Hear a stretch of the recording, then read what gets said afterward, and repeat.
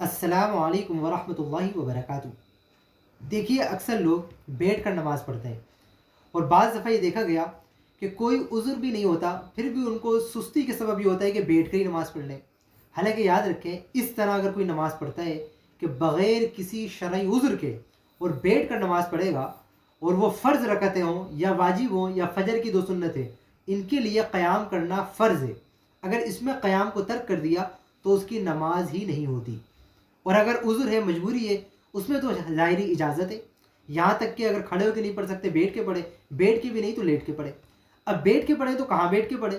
اب اکثر لوگوں کا یہ فیشن بن گیا کہ وہ کرسی پہ یا صوفے پہ جیسے میں بیٹھا ہوں، وہ سوچتے ہیں ہم بیٹھیں گے تو زمین پہ نہ بیٹھیں بلکہ اوپر اچھے سے بیٹھ کر اور پھر اس طرح اشارے سے نماز پڑھ لیں۔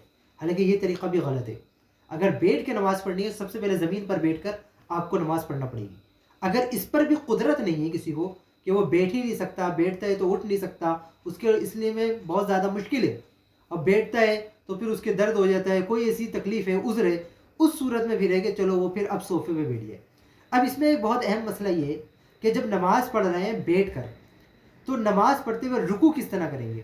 اور چیزیں تو لوگ کر لیتے ہیں، بعض لوگ رکوع میں صرف اتنا جھکتے ہیں، بعض لوگ اتنا جھک جاتے ہیں کہ پورا سر ہی لگتا ہے ان کا نیچے کی طرف آ گیا۔ تو کتنا جھکنا چاہیے رکوع میں؟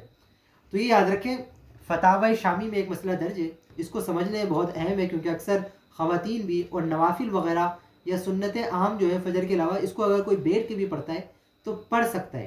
حدیث پاک میں ثواب آدھا ملے گا لیکن نوافل اور سنت ہو جائیں گے، مگر فجر کی سنت کی کیونکہ تاکید زیادہ ہے اس لیے اس میں قیام کو فرض قرار دیا گیا۔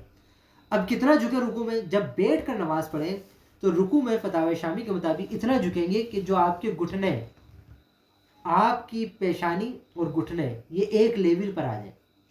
اس کا مطلب یہ نہیں ہے کہ پیشانی گھٹنوں پہ رکھ دینی ہے، بلکہ یہ ہے کہ مثال کے طور پہ میں رکوع کر رہا ہوں اور میں اس طرح صوفے پہ بیٹھا ہوں، تو اب میں اس طرح جھکوں گا، ابھی تو میرا لیول ہے اس طرح اور میرے گھٹنے کافی دور ہے، اب میں نے جھکنا شروع کیا کیا کیا کیا کیا کیا اب میری پیشانی اور یہ گھٹنے ہیں یہ ایک لیول پہ آ گئے، تو جہاں لیول پہ آ گئے اتنا جھکیں گے، اس سے زیادہ بھی نہ جھکیں اور اس سے کم بھی نہ جھکیں۔